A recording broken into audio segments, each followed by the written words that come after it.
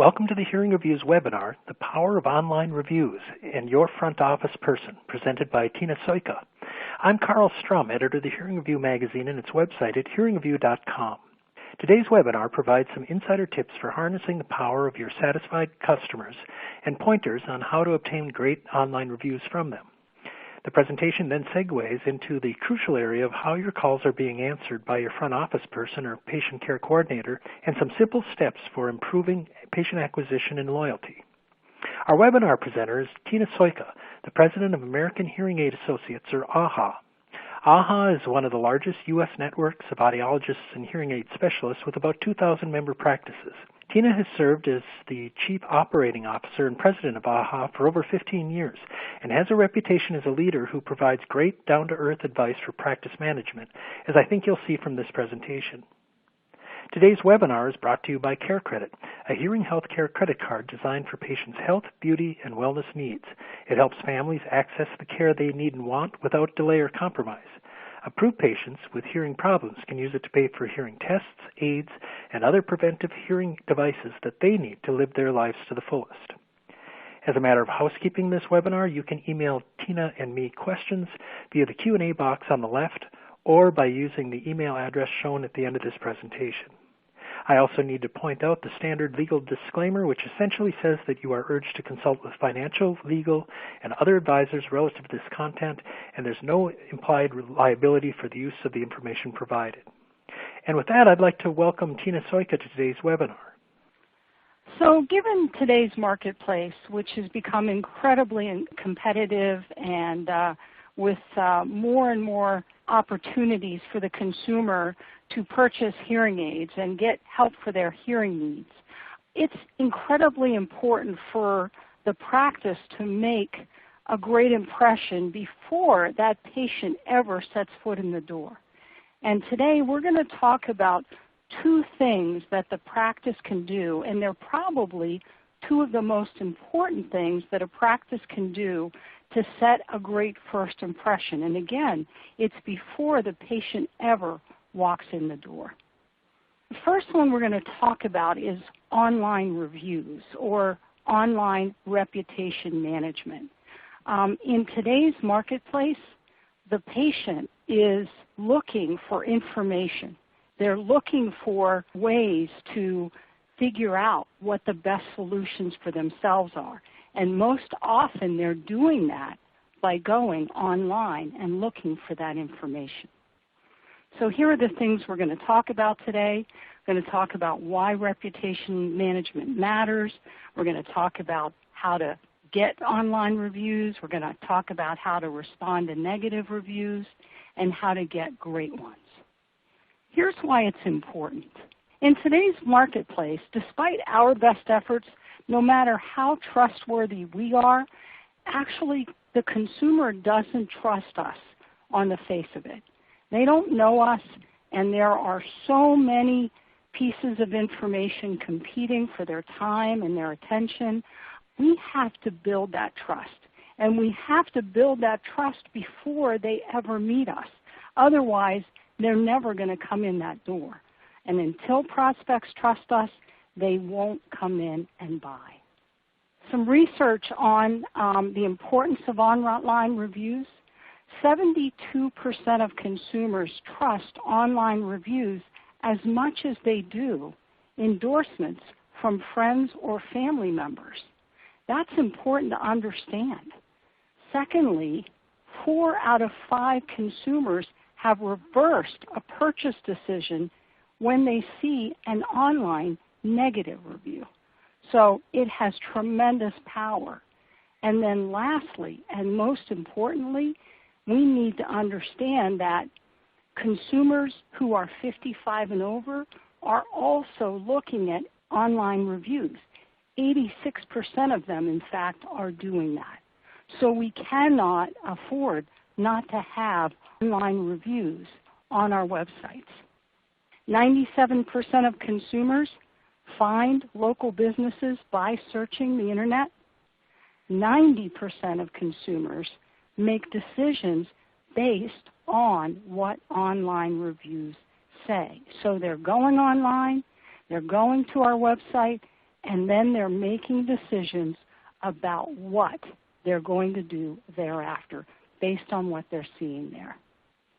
How many reviews do you need? Well, I would say you need as many as you can possibly get. Today's research indicates that 85% of consumers read up to 10 reviews before making a decision. And indeed, more and more consumers are reading more and more reviews. A greater portion of consumers are reading more than 20 reviews before they make a decision about what they're going to do. There's also research that indicates that 50 or more reviews can mean a 4.6% increase in conversion rates. So it can make that consumer more likely to make that decision to come to your practice. Whose job is it to get these reviews? How do we do it? Well, the important thing to understand about this is if you want to get a lot of reviews, you've got to make it part of your culture. You've got to make it something that everybody in the practice not only is thinking about, but you got to make it part of the process. So the fitting professional has to be involved, and the front office person should also be involved and should make that a part of their protocol. So here's what that could look like. Once the patient has expressed delight with their instruments and with the services that they've provided, what the fitting professional should say is, "That is great, Mr. Wilson. I'm so glad you're doing so well. Would you mind providing an online review on our practice? That way we can educate more people and we can help more people hear well again." Then when that person goes out to the front office person should say, "Did Dr. Murphy talk to you about our online review program?" So by doing that, you can ensure that you are asking the patient for reviews. You can ensure that everybody in the practice is thinking about it and trying to ensure that we are garnering as many reviews as possible. The last thing to consider is how you're going to administer those reviews. And there's a couple of ways you can do that. You can do it yourself by assigning someone in the practice to administer the reviews, or you can use an online review system. There are a number of systems that will help you gather reviews, help you monitor those reviews, help you respond to those reviews. What I want to talk about now is what you should look for in that kind of system. First of all, you need a system that's going to make it easy to ask for the reviews. You want to make sure it's easy for the customer to complete the review. You want to ensure that it automatically collects a number of external review sites, those being Facebook, Google, Yelp. You want to have it aggregate all of those review sites together. You want to have it automatically post the reviews on your website. And you want to be sure that the system that you utilize alerts you when there's a negative review. In terms of the practicalities of the system, it should have a simple, clean landing page on your website. It should monitor the reviews, notify you as they're coming in.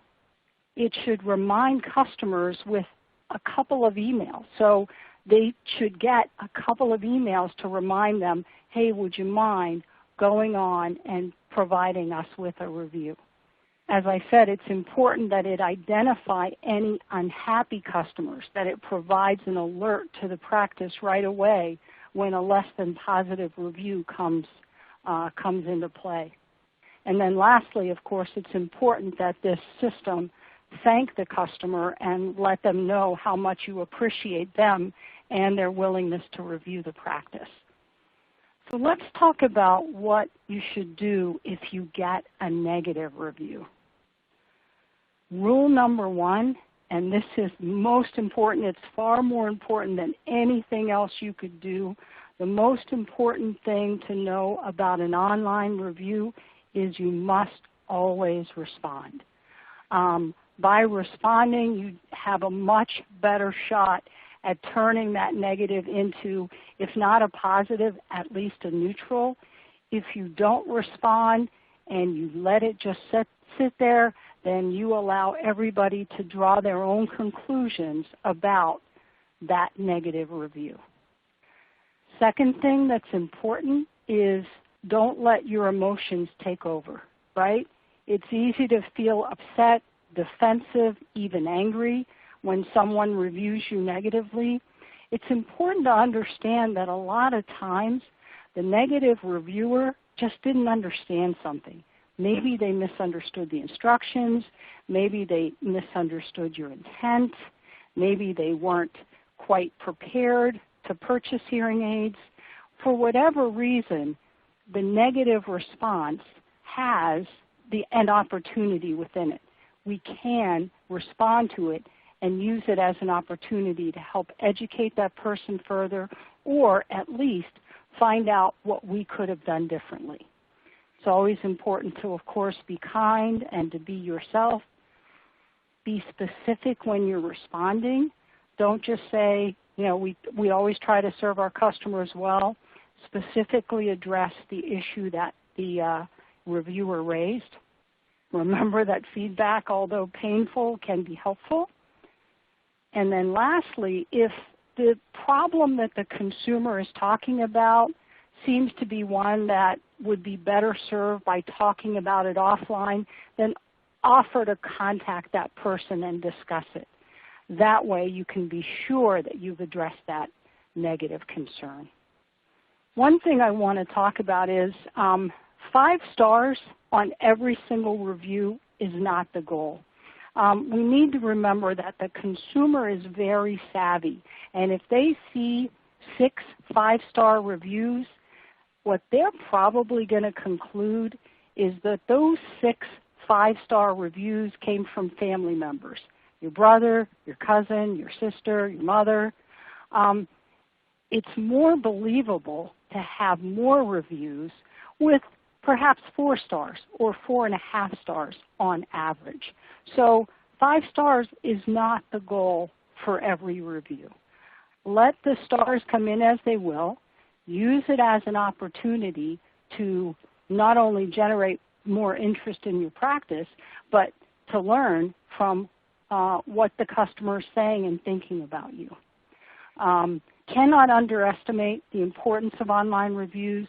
Cannot underestimate the power of making a good impression before the patient ever even calls your practice. So online reviews, really, really critical. Now, once the patient has decided to call your practice, the next thing that happens is they contact your front office person. And so we're going to talk about the importance that the front office person has in terms of being the make or break for the customer experience. And again, it's before they ever see the audiologist. So here's another opportunity to either be great or not so great in creating a great impression.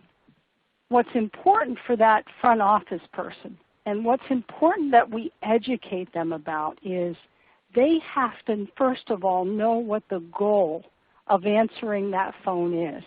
And the goal of answering that phone is not to simply treat it as a transaction.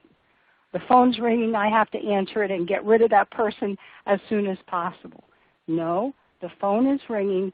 It's someone who's looking for help or information, and it is my job to help them. So that's important, that they understand what the goal of answering that phone is.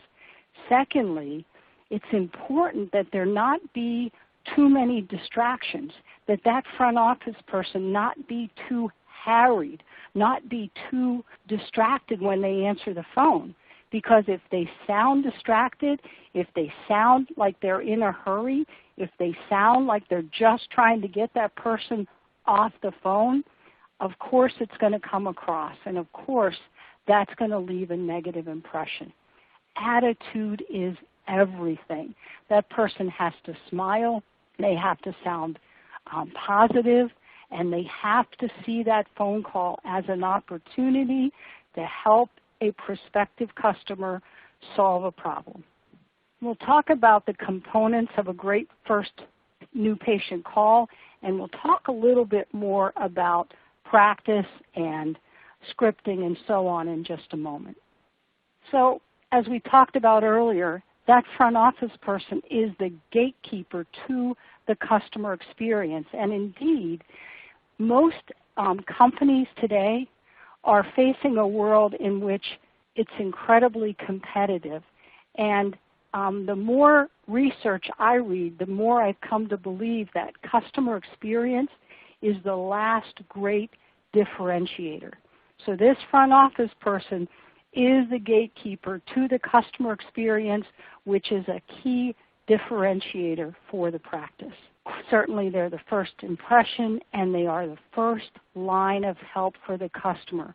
It cannot be stressed too much that the person on the other line is calling because they want help, minimally because they want information. And if we can see that call as being an opportunity to help someone versus a transaction that has to be dealt with, that will make all the difference, and that will create that sense of that incredible customer experience.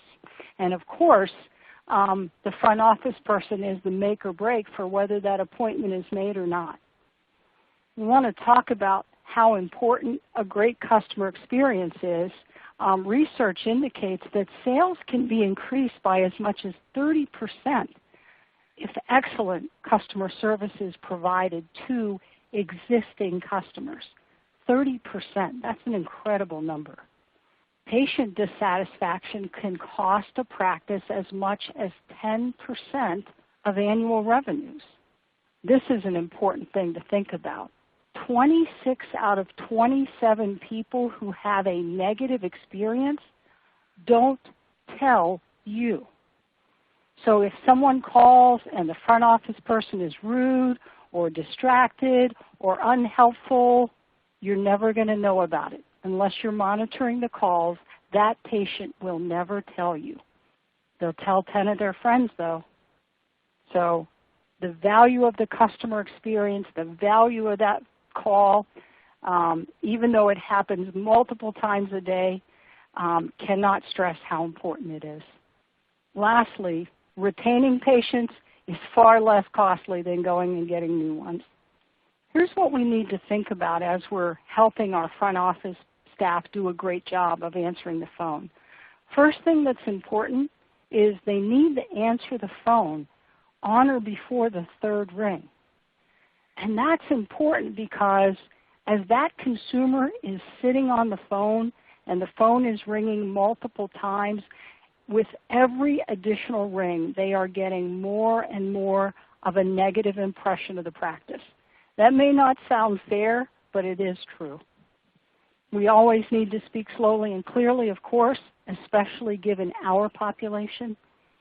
They need to thank the person for calling right off the bat, need to identify the practice, and need to identify themselves. So something as simple as, "Hi, thank you for calling ABC Audiology. This is Sally speaking. How can I help you?" While they're on the phone and early on the call, they should ask for the customer's name and refer back to it during the call because that adds to the experience, right? They need to ask for a phone number in case they're disconnected.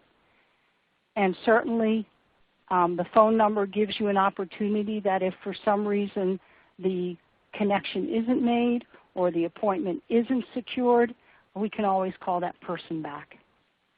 Make sure that they ask how the patient heard about the practice. Most importantly, take notes while the caller is speaking so that they are focused on what that person is asking about. We talked about the importance of positivity, of smiling while they're on the phone, of being sure that they see it as an opportunity to help someone. If they do need to put the person on hold, ask for permission. That's important too, and tell them they will get back to them shortly. Those are the keys to a great call. What's so important to understand is that front office person needs our support. That's a pretty tough job, and it can get hectic in that front office with the phones and the customers standing at the desk. And in order for this person to do a really great job of answering that phone, they need to be trained.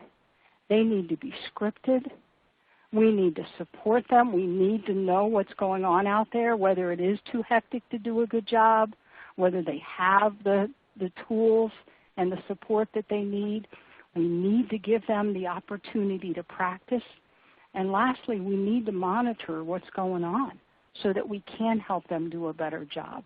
That's important as well. So what we talked about today are two of the most important things in my belief for setting a great first impression before the patient ever walks in your practice. I believe if you focus on these two things, you will be on your way to creating a great customer experience. Thanks for your time today. Thank you, Tina. That was terrific information. Tina Soika is the president of American Hearing Aid Associates based in Chadds Ford, Pennsylvania. If you have questions for Tina, you can email her at the email address shown here. Also shown here is the website of our sponsor, CareCredit, where you can get more information about their excellent patient financing services. I'd like to thank Tina Soika and CareCredit for their participation in this webinar, and also Hearing Review staff members Roy Phelps and Eli Patterson for their help in producing it. For the Hearing Review, I'm Carl Strum. Thanks for watching.